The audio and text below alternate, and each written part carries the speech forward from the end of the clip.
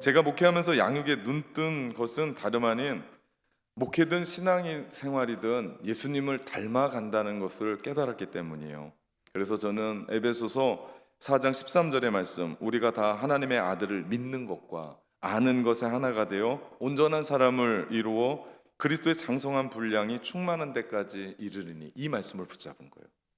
그래서 하나님을 아는 것과 믿는 것이 하나가 되어 온전한 사람을 이루어 그리스도의 장성의 분량에까지 이르는, 다시 말하면 주님 닮아가고자 하는, 우리가 예수님을 잘 믿어야 돼요. 그렇게 하려면 아는 것과 믿는 것이 하나가 돼야 돼요. 아는 것은 맞는데 믿지 못한다? 이 비극이고요.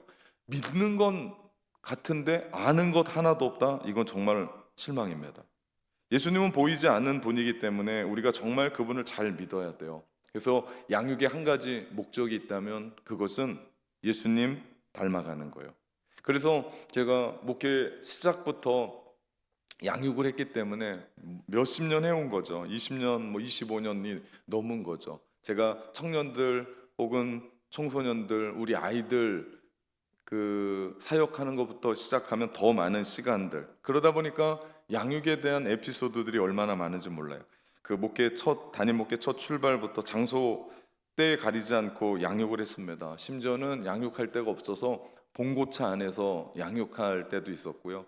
정말 그 아이들 자취방 한 사람 들어가도 꽉 찰 만한데 3-4명 들어가가지고 찬양하고 기도하고 양육하고 돌아오고, 그 청년들이 이제는 다 컸고 애엄마가 됐고, 그런데도 여전히 연락 오는 걸 보면 그 양육의 그때 그 마음들, 그잖아요.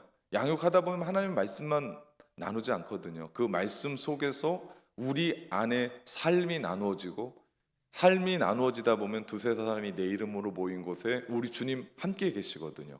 그러면 주님이 그 이야기를 들으시고 역사하시고 만지시고 위로하시고 치료하시니까 그 양육을 통해서 회복이 일어나는 거예요. 하나님의 말씀이 능력인 줄 믿습니다. 그 능력인 줄 믿기에 양육하는 거예요. 왜냐하면 우리가 만나니까 뭐가 되고 가르침을 받으니까 뭔가 된 것이 아니라 하나님의 말씀이 능력이기에 그 말씀이 좌우의 날선 어떤 칼보다, 어떤 의사가 가지고 있는 메스보다 강해서 영과 혼과 관절과 골수를 찔러 쪼개기까지 하며 우리의 생각과 마음을 감찰하시나니, 그러니 그 말씀이 우리를 수술하고 우리를 낫게 하고 우리를 세워가는 줄 믿습니다. 이것이 양육의 기본이에요. 여러분, 그리스도인의 삶의 기초가 뭔지 아십니까? 그리스도인의 삶의 기초, 우리가 어디 위에 신앙을 쌓고 있는 줄 아십니까? 낙원교회가 아니에요. 예수 그리스도라고 이야기하는데 그건 너무 폭넓은 이야기고요. 우리 그리스도인의 기초는 십자가도입니다.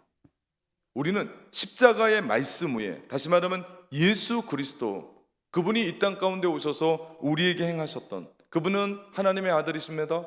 그런데 하나님이 죄에 빠져 죽어가는 인류를 구원하시기 위해서 하나님이 인간의 몸을 입고 이 땅 가운데 오셔서 우리를 위해, 우리 죄 때문에 우리 죄를 지고 십자가에 죽으셨다가 땅에 묻히고 3일 만에 부활하셨습니다. 그분이 누구든지 그분을 마음 문을 열고 그분을 받아들이고 그분을 믿을 때, 죽은 자 가운데서 살아나셨던 그분이 우리를 구원하시고, 우리가 그분을 믿을 때 십자가의 보혈이 우리로 하여금 죄사함 곧 구원을 받게 하는 능력이 우리 가운데 있는 줄 믿습니다. 그래서 우리는 하나님의 자녀가 되는 거예요. 그래서 우리는 하나님의 백성으로 살아가고 영원한 생명을 얻으며 살아갑니다. 이것이 십자가의 길이에요. 이것이 십자가의 도입니다.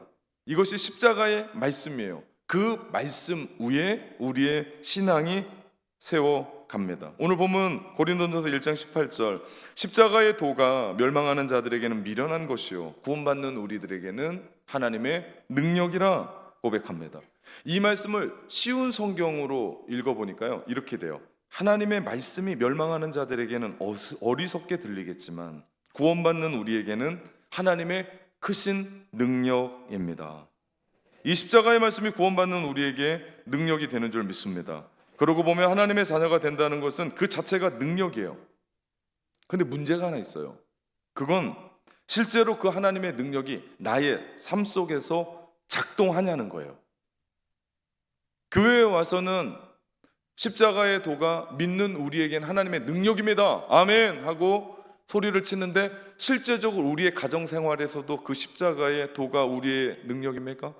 직장생활에서, 학교에 가서도 그 하나님의 능력, 하나님이 구원받는 우리에게 그 하나님 십자가의 도가 하나님의 능력으로 드러나야 된다는 거예요. 그래야 많은 그리스도인들이 그 능력 붙잡고 살아가면서도 능력을 드러내지 못하고 그저 그런 신앙생활을 해나갑니다. 예수 믿는 삶이 그래서 자랑스럽지 않아요. 예수 믿는 삶에 그래서 우리 가운데 행복하지 않아요. 그래서 당당하지 않아요. 여러분, 그러면 안 돼요. 복음이 하나님의 능력이기 때문에 죽은 것을 살아내고 절망 중에 소망을 이야기하고, 우리로 하여금 이 자리에 불러주셨다면 우리는 그 십자가의 능력이 예배뿐만 아니라 우리의 가정, 우리의 학교, 우리의 삶, 우리의 직장, 우리의 모든 삶에서 능력으로 드러내야 될 줄 믿습니다. 그렇다면 구원받는 자에게 약속하는 것은 무엇입니까? 성경이 구원받는 자에게 나타나는 세 가지의 이야기를 하고 있습니다. 첫 번째, 따라합시다. 부족함이 없습니다. 아무런 부족함을 느끼지 못할 정도로 삶의 만족함을 가지고 살아가는 사람들이 구원받은 사람들이에요. 만약에 내가 구원받았다라고 얘기하고 예수 그리스도의 십자가의 은혜로 믿음으로 말미암아 구원받는데 아직도 만족하지 못하고 살아가는 사람들이 있다면 죄송합니다. 구원받았는지를 다시 한번 더듬어 봐야 돼요. 요한복음 4장 14절 말씀해 보니까 내가 주는 물을 마시는 자는 영원히 목마르지 아니하리니 내가 주는 물은 그 속에서 영생하도록 솟아나는 샘물이 되리라 말씀하세요. 영원히 목마르지 않는다는 건 엄청난 일이에요. 부족함이 없다, 아쉬움이 없다. 여러분 정말 그렇습니까? 여러분 예수 믿는 여러분의 삶이 부족함이 없습니까? 모든 것이 다 만족합니까? 더 이상 구할 것도 없는 그런 만족한 삶을 사십니까? 주님이 약속하십니다. 그렇다, 부족함이 없다라고 선언하십니다. 그런데 우리의 삶은 어떠냐? 우리 너무 많이 부족하잖아요. 그래서 불평하잖아요. 불만하잖아요. 그리고 원망하지 않습니까? 한탄하고. 예수 믿는 사람들이 왜 그렇게 자꾸 불평하고 하소연하고 안타까워할까요? 여러분, 우리는 하나님 안에서 하나님이 우리를 위해 죽으시기까지 십자가에서 물과 피를 다 쏟으시며 모든 걸 다 주셨어요. 그래서 우리를 살리셨어요. 이 구원의 값진 은혜를 받고 살아가는데 우리는 또 원망하고 불평하고 살아갑니다. 그러니까 사단이 틈을 타는 거예요. 예수 믿는 삶에도 불평과 불만 안에, 원망과 하소연 안에 사단이 틈을 타요. 사단은 그냥 역사하지 않아요. 우리가 계속해서 선포해야 돼요. 예수 그리스도의 십자가로 말미암아 구원받은 나는 부족함이 없습니다. 이 삶이 얼마나 중요한지 몰라요. 그런데 남편을 보니까 실망스러워요. 세상을 돌아가는 걸 보니까 안타까워요. 내가 나 자신을 봐도 한심스러워요. 절대 그러면 안 돼요. 왜? 나는 부족할지 모르지만, 내 환경은 어려울지 모르지만, 나와 함께 사는 사람은 연약할지 모르지만, 내가 믿는 예수 그리스도의 십자가의 보혈로 구원받는 나는 불평함이 없고 아쉬움이 없고 만족합니다. 여러분, 이 선언이 얼마나 중요한지 몰라요. 어떤 말을 어떻게 하고 살아가느냐, 우리 너무나 중요합니다. 나는 십자가 하나님의 능력을 믿습니다. 그런 사람은요, 내 삶은 예수 그리스도로 말미암아 만족합니다. 계속해서 여러분 자신에게, 계속해서 여러분 영혼에게 나는 주님 안에서 만족합니다. 세상에서 느낄 수 없는 거예요. 집에 가만히 있으면 느낄 수 없는 거예요. 그런데 우리가 예배의 자리에 함께 합니다. 같이 일어나서 찬양합니다. 한 말씀을 듣습니다. 그러면서 우리의 생각을 바꾸는 거예요. 사실 십자가의 도가 능력인 것은, 하나님의 능력인 것은, 구원받는 우리에게 능력인 것은 바로 나는 부족할지 모르지만 구원을 이루신 그 하나님은 부족함이 없기 때문에 내가 그분을 믿으면 우리의 삶 가운데 부족함이 없을 줄 믿습니다. 두 번째, 구원받는 자의 특징 따라합시다. 영향력이 넘친다. 영양가가 아니에요? 아침부터 밤 얘기하니까 영양가 생각하는데 영향력입니다. 영향력. 예수님을 믿고 구원받는 삶은 내가 살아가는 주변에 엄청난 영향력을 끼치는 사람이에요. 요한복음 7장 37절에서 38절 말씀해 보니까 명절 끝날 곧 큰 날에 예수께서 서서 외쳐 이르시되 누구든지 목마르거든 내게 와서 마시라. 나를 믿는 자는 성경의 이름과 같이 그 배에서 생수의 강이 흘러나오리라. 아멘. 우리가 예수님을 믿으면 그저 내가 목마르지 않을 정도가 아니에요. 어떻습니까? 내 속에서요 생수의 강이 흘러 넘친다고요. 주위에 많은 사람들이 내게서 나오는 생수의 강으로 해가람을 얻고요, 나 만나면 시원한 거예요. 나 만나면 기쁜 거예요. 나 만나면 행복한 거예요. 나 만나면 웃긴 거예요. 정말 그렇습니까? 누군가가 여러분 보면 혹시 이렇게 보다가 안 볼 것 같으면 비껴가고 그러지 않으세요? 도망가고 만나자고 그러면 핑계대고 시간 없다고 그러고. 여러분 만나면 얼굴을 찡그립니까? 행복합니까? 이게 영향력이거든요. 우리가 신앙생활 속에서 예수님을 믿고 구원받은 삶이 실제가 되려면 예수 믿고 나로 하여금 결혼 생활이, 나로 말미암아 남편이, 나로 말미암아 아내가, 나로 말미암아 자녀가, 내가 학교에 돌아가서 나의 친구가, 나의 교수님이, 나로 말미암아 직장 생활 속에서, 나로 말미암아 사업장 속에서 모범이 되고 나를 만나고 싶어하고 닮고 싶어하고 대화하고 싶어하고 함께 있어 보고 싶고 또 그 사람과 뭔가를 함께 하고 싶은 사람이 돼야 돼요. 이게 영향력입니다. 이게 구원받은 사람들의 특징이에요. 그래서 그런 사람들을 한마디로 말하면 신앙생활 똑바로 하게 되고, 그 사람들을 만나면 영향력을 받게 되고 예수 믿게 되고, 그 사람 때문에 교회가 부흥하게 되고, 그리고 그 사람 주변으로 사람들이 모여요. 그리고 좋은 영향력이 흘러갑니다. 이 사람이요 예수 그리스도의 십자가의 은혜로 구원받은 사람인 줄 믿습니다. 구원받은 사람의 세 번째 특징 따라합시다. 시험을 이기는 삶을 산다. 시험을 이기며 삽니다. 우리 주기도문의 마지막 제가 설교할 부분인데요, 시험에 들게 하지 마옵시고 다만 악에서 구하옵소서. 시험을 이기는 삶을 살아요. 어떤 시험을 만날 때 넉넉히 이깁니다. 그 이유는 내가 강해서가 아니에요. 그 이유는 내가 신앙생활 잘하기 때문이 아닙니다. 이유가 나와요. 로마서 8장 35절 37절에 보니까 누가 우리를 그리스도의 사랑에서 끊으리요? 환난이나 곤고나 박해나 기근이나 적신이나 위험이나 칼이랴. 기록된 바 우리가 종일 주를 위하여 죽임을 당하게 되며 도살 당할 양같이 여김을 받았나이다. 함과 같으니라. 그러나 이 모든 일에 우리를 사랑하시는 이로 말미암아 우리가 넉넉히 이기느니라.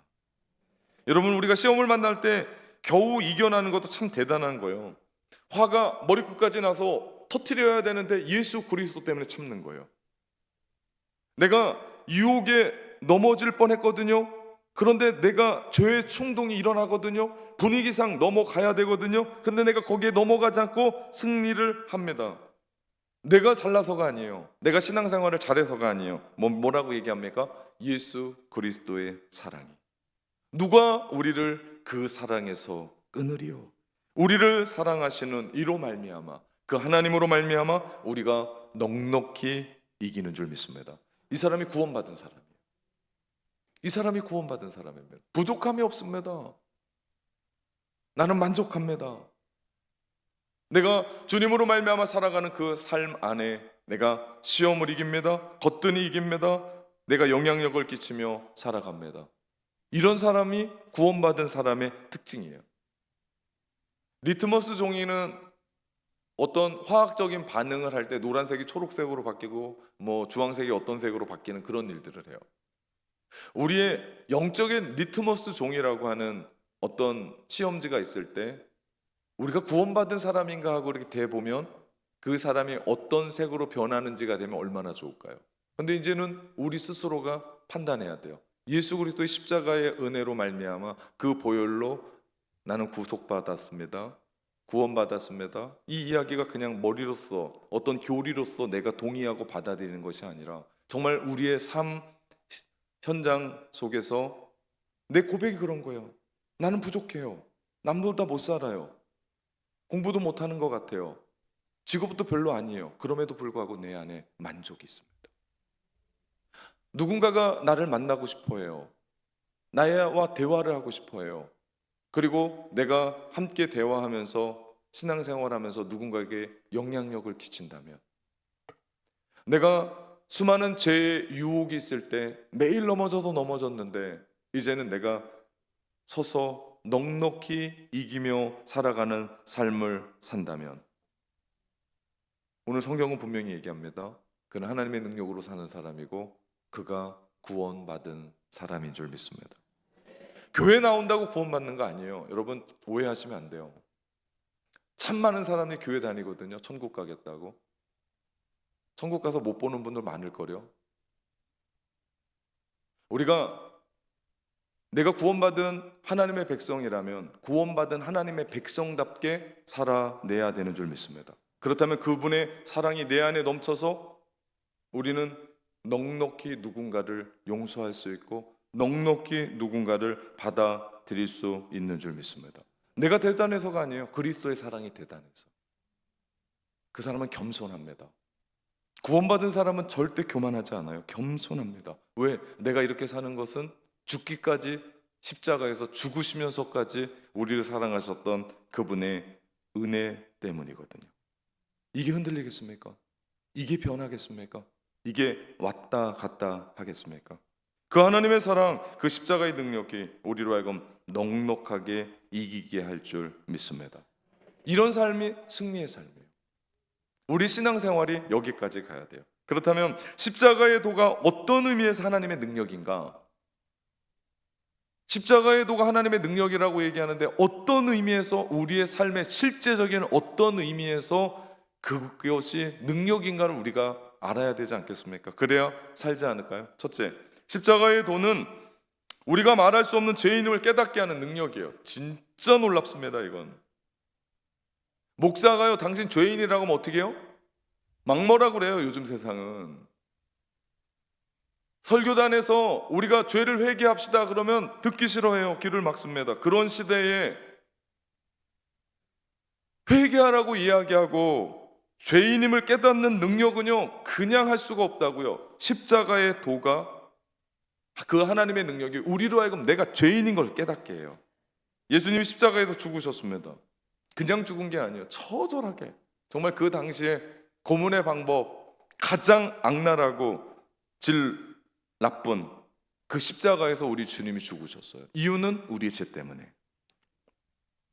그분의 죄 때문이 아니에요. 우리 죄 때문에. 우리가 죽었어야 돼요. 그렇게. 그런데 나는 살고 주님이 죽으셨어요. 그런데 사람들이 착각해요. 그분이 죽을 만하니까 죽었다고 생각해요. 그리고 또 하나는 좀 오버했다고 생각해요. 아니 내 죄가 뭘 그렇게 크다고 거기에서 죽기까지 하셔. 못 깨닫는 거예요. 내가 지옥 갈 만한 죄를 짓고 살아가는 사람이라고 모르는 겁니다. 우리 모두가 다 그래요. 이 사실을 깨닫게 해주는 것이 예수 그리스도의 십자가예요. 우리가 얼마만큼의 죄인이길래 하나님의 아들이 이 땅 가운데서 십자가 지시기까지 죽으셨어야만 했는가 깨달을 수 있는 것은요 십자가의 도라고요.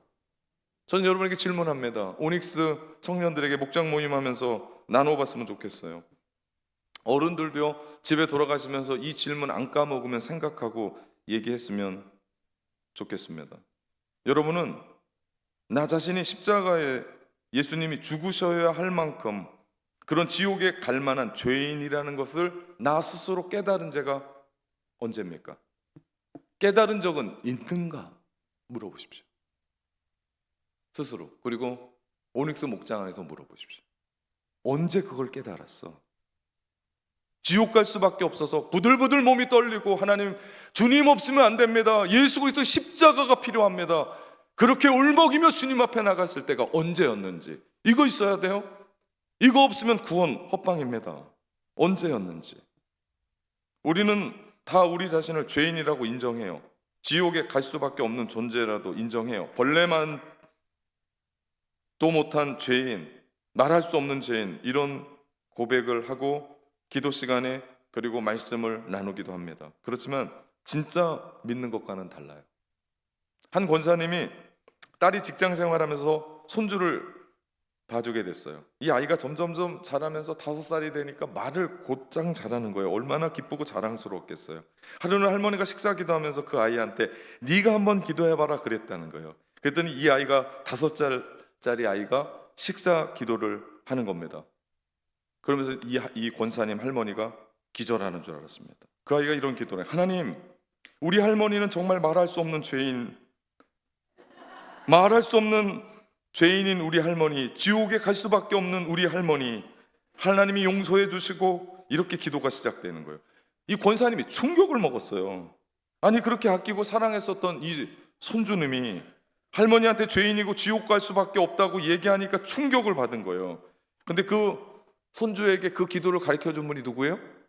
할머니였어요. 늘상 밥 먹을 때 기도하자 그러면 손 붙잡고 이 죽을 수밖에 없는 죄인, 이 지옥 갈 수밖에 없는 죄인, 벌레만도 못한 죄인 하나님 용서해 주시고 사랑해 주셔서 감사합니다. 그 기도를 이 손주가 듣고 그렇게 기도하는데, 내가 기도할 때는 괜찮은데 사랑스러운 손주가 그렇게 기도하니까 어떤 거예요? 기분이 상한 거예요. 기분이 나쁜 거예요. 무슨 얘기예요? 실제로 인정하고 살지 않는다는 거. 실제로 인정하자. 그냥 그러니까 라고 생각하는 거예요. 아니요, 이거 우리 안에 실제로 받아들여. 나는 죽을 수밖에 없었고, 아니 죽었고, 주님의 사랑 아니면 살 수 없었던 그런 죄인, 지옥 갈 수밖에 없는 죄인, 내가 인정하는 거예요. 많은 그리스도인들이 자기가 죄인이라는 사실을 교리적으로만 인정할 뿐 실제로 받아들이지 않는 거예요. 그래서 누가 자기에게 죄인이라고 하면 기분이 굉장히 나쁩니다. 얼굴 상태가 벌써 안 좋아요. 그래서 이런 설교하다 보면 제가 시험에 들 것 같아요. 누굴 봐야 될지 모를 정도로. 교회 안의 대부분의 갈등과 시험은 자기가 진짜 지옥 갈 수밖에 없는 죄인이라는 걸 모르기 때문에, 내가 지금 용서받고 하나님의 은혜로 살아갑니다 라는 것을 진짜 깨닫지 않고 인정하지 않기 때문에 문제가 있는 거예요. 다 인정하면 목소리 커지겠습니까? 다 인정하면 자기 잘났다고 살겠습니까? 다 인정하면 내 뜻 관철하려고 달려나가겠습니까? 아니요, 그럴 수 없습니다. 왜? 지금 내가 이렇게 살아가는 것 하나님의 십자가의 은혜인데, 다 죽었던 사람들 물에서 건져내었더니 딴소리 하고 있는 거예요. 딴소리 하고 있는 거예요. 아니요, 우리가 이렇게 예배하고 우리를 십자가에서 구원해 주셨던 그 하나님의 은혜가 감지덕지해서 내가 죄인임을 깨닫고 겸손하게, 더 겸손하게 주님 예배하고 주님께 충성하고 주님 다시 오실 때까지 하나님 나라 그 현장을 지향하며 살아가는 거 아니겠습니까?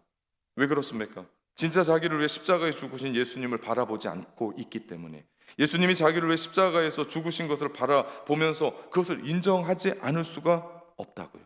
누가복음 5장에 보면 베드로가 예수님을 만나는 처음 장면이 나와요. 그날 베드로는 어부였어요. 고기가 하나도 안 잡혔어요.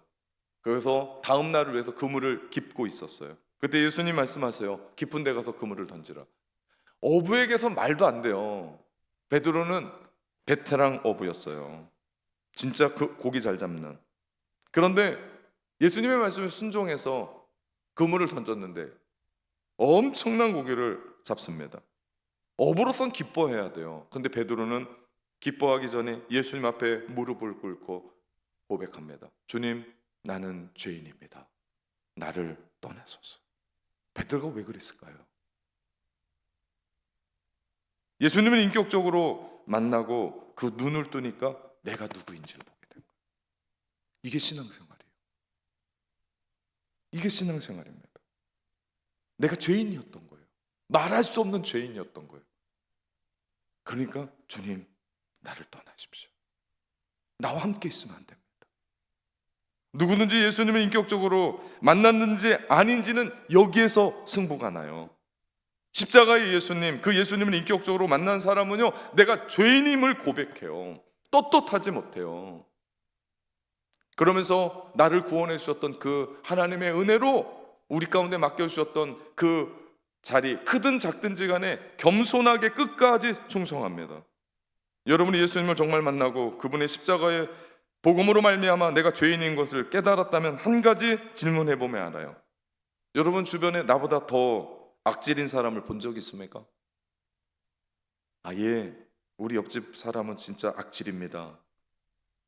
그런 사람은요, 죄송합니다, 아직도 예수님의 십자가를 만나 본 적이 없는 사람이에요.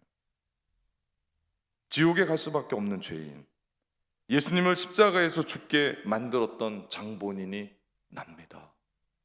나예요. 누구 얘기가 아니에요. 납니다. 설교하고 있는 최요한입니다. 나 때문에 주님이 돌아가셨어요. 나 때문에 주님이 그 십자가 지신 겁니다. 내가 악질이고 내가 죄인 중에 죄인이에요. 우리가 예수님을 만나고 나면, 그러고 나면 다른 사람에 대한 얘기는 나오지 않아요. 내가 그런데, 내가 그런 사람인데 누가 더 악질이라고 얘기하겠습니까? 예수님께서 가늠하다 돌에 맞아 죽게 될 여인을 살려준 적이 있어요. 그때 돌을 던지려고 하는 사람들에게 예수님이 얘기합니다. 누구든지 죄 없는 자가 돌로 치라. 그때 돌을 들고 어떻게 저런 거지 같은 여인이 우리 동네에 있을 수 있단 말인가, 전부 다 부들부들 떨면서 전부 다 죽이려고 했던 그 기세 등등했던 사람들이 예수님의 그 말씀에 죄 없는 자가 돌로 치라 했을 때 모두가 다 돌을 내려놓고 돌아갑니다. 마음에 찔림을 받은 거예요. 이 여자의 간음이 돌을 맞아 죽을 뻔한 죄를 지었지만 나도 이 사람에게 돌을 던질 수 있는 만큼 의인은 아니거든요. 그걸 깨달은 겁니다. 지금도 많은 사람들이 마음에 돌을 들고 있어요. 그래서 이 사람에게 던지고 저 사람에게 던져요. 너는 죽어야 된다라고요. 그런데 정말 그 돌을 받아야 될 사람이 누구라고요? 나라고요. 나라고요. 그렇게 나쁜 사람이 나라고요. 여러분도 마음에 많은 돌을 던졌을 겁니다. 그런데 예수님을 만나고 나서 내가 진짜 지옥에 갈 죄인인데 예수님의 십자가에 은혜로 구원받았다라는 것을 믿고 내 마음에 간직한다면 그 돌을 내려놓게 돼요. 그러면 누군가에게 좋은 말을 합니다. 절대 그 사람 비방하지 않아요. 절대 그 사람에 대해서 나쁜 말하지 않습니다. 호박씨도 안 까고요, 뒤통수도 안 깝니다. 왜? 내가 누구인데, 나도 더 나쁜 사람인데. 그런 성도들끼리 모인 교회 공동체, 그래서 천국이 되는 거예요. 우리가 다 의인이 돼서, 낙원의 사람들은 전부 다 좋은 사람들이기 때문에 그래도 선량하고 양심은 있기 때문에 천만의 만만의 말씀이에요. 그럼 문제가 더 커져요. 나는 죄인입니다. 십자가의 은혜 아니면 안 됩니다. 십자가의 은혜로 구원받았던 사람입니다. 나는 악질 중에 악질입니다. 나는 죄인 중에 죄인입니다. 십자가 아니고는 이처럼 나의 죄를 정확하게 깨달을 수 없다라는 걸 깨닫고 내 마음 가운데 있는 돌을 내려놓는 사람들, 그들이 모여 있는 곳, 저는 이곳이 낙원 천국인 줄 믿습니다. 그 현장이 하나님의 나라예요. 좋은 사람들이 모여져서 여기에서 개선되어지고 조금 바뀌었다? 아니요. 그런 일은 없습니다. 예수 그리스도의 십자가의 능력이 우리를 송두리째 변화시키는 줄 믿습니다. 마지막 두 번째, 십자가의 도가 하나님의 능력인 것은 십자가의 복음을 통해 하나님의 나라를 얼마나 사랑하시는지를 확실히 믿게 해줘요. 이거 십자가의 능력이에요. 그렇기 때문에 우리는 흔들리지 않아요. 왜? 그분이 나를 얼마나 사랑하신 것을 알기 때문에. 그 십자가의 능력은 나로 하여금 죄인임을 고백하게 합니다. 또 하나, 십자가의 능력은 우리로 하여금 하나님의 사랑이 얼마나 큰지를 얘기해줘요. 그러니까 그 사랑 받은 사람들이 어떻게 해요? 전도하는 거예요. 전도하는 거예요. 너무나 커서. 십자가는 내가 달려 죽어야 될 곳인데 하나님의 아들이 대신 죽으신 거예요. 얼마나 큰 사랑입니까? 여러분의 죽을 사람이 있어요? 없어요. 죄송하지만 없어요. 죄인인 나를 위해서, 악질인 나를 위해서 주님이, 내가 선하지도 않았고 의인도 아니었고 하나님과 원수되었던, 심지어는 원수되었던 그 상황에서 주님은 나를 위해 십자가에서 죽으셨습니다. 그래서 내가 구원받은 거예요. 그 사실을 깨닫고 그 사실을 믿게 한 것이요, 십자가에도 하나님의 구원의 능력인 줄 믿습니다. 아무나 못 믿어요. 죄송하지만 아무나 못 믿어요. 우리가 이렇게 믿고 살아간다는 게 하나님의 은혜예요. 누군 믿고 싶어도 못 믿어요. 그 사실을 나로 하여금 믿게 해달라고. 그래서 성경 공부 여러 해 했거든요. 못 믿어요. 그런데 잘 모르는데도 내가 그걸 믿게 돼요. 그 주님이 내 아버지시고 나를 위해 죽으셨다는 것이 너무나 감격스러워서 믿는 그런 사람들도 있다고요. 여러분, 믿음은 하나님의 은혜인 줄 믿습니다. 아무나 못 믿어요. 그런데 여러분은 아무나가 아니라 하나님의 사랑받는 사람이다.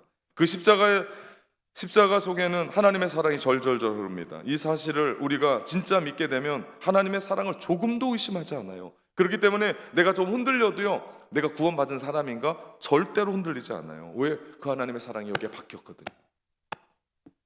절대 그 어떤 세상의 유혹이 나를 흔들 수 없고, 세상의 그 어떤 물질이 나를 흔들 수 없고, 그 어떤 권력이 나를 흔들 수 없습니다. 많은 성도들이 다 하는 내용이에요. 십자가의 사랑이 우리에게 임했다는 거 다 압니다. 그래서 그 십자가의 사랑을 얘기해요. 고백도 해요. 찬양도 해요. 그런데 문제는 진짜 믿냐는 거예요. 진짜 믿나? 하나님이 나를 사랑하신다라고 나는 진짜 믿나? 여러분 어떻습니까? 진짜 믿는가? 그렇다면 우리는 우리 중에 하나님이 가장 사랑하는 사람이 누구일까라고 질문하면 우린 뭐라고 대답합니까? 돈 많은 장로님입니까? 몇천 명 목회하는 목사입니까? 여러분은 우리 중에 누가 하나님의 사랑을 가장 많이 받았다고 생각하십니까? 그 사람이 누굴까요? 납니다. 납니다. 이 대답을 할 줄 아는 사람이 하나님이 나를 사랑한다라고 진짜 믿는 사람. 누구를 가장 사랑하셨을까? 가만 보니까 난 거예요. 1만 달란트 빚진 사람이 난 거예요. 그 고백을 내가 하나님 앞에 올려드릴 때 우리가 그 하나님의 십자가에도 하나님의 능력을 믿고 사는 사람인 줄 믿습니다. 그 능력으로 우리가 하나님의 나라를 사는 거예요. 그냥 못 살아요. 살 수가 없습니다. 근데 그 능력으로 그 하나님의 나라 살아가면서 우린 또 어떻게 합니까? 전진합니다. 사순절을 보내고 있어요. 제 수요일부터 시작해서 우리 부활절까지 주일을 뺀 40일을 사순절이라고 얘기하고, 우리는 그 시간에 예수 그리스도의 십자가를 묵상하며 나 자신을 주님께로, 내가 누군데 그 하나님의 사랑에 감격해서 나의 삶을 살아가는 경건의 삶을 살아가고 있습니다. 그때 우리는 십자가에 또 하나님의 능력으로 내가 구원받은 사람인데 나는 어떻게 살아가고 있는지에 대한 신앙의 기본을 확인할 수 있고요. 그냥 뜬구름 없이 뜬구름 잡듯이 내가 믿었던 그 신앙을 조금 더 체계적으로 내 자신에게 질문하면서, 아니면 회개해야 돼요. 방법은 없습니다. 단순해요. 아니면 회개해야 돼요. 믿는 척하지 맙시다. 우리 다 같이 천국에 갔는데 그 사람 없으면 어떡해요? 믿는 척하면 안 돼요. 모르면 모른다 하고, 느낄 수 없으면 느낄 수 없다고 얘기하고, 그래야 하나님 찾아오시죠. 그래서 우리 가운데 확증 주시죠. 이걸 깨닫는 자, 십자가의 말씀으로 구원받은 하나님의 능력으로 오늘을 살아가는 믿음의 성도들, 낙원의 성도들, 전진하는 성도들, 하나님의 나라를 살아가는 성도들 되시기를 주님의 이름으로 축원합니다.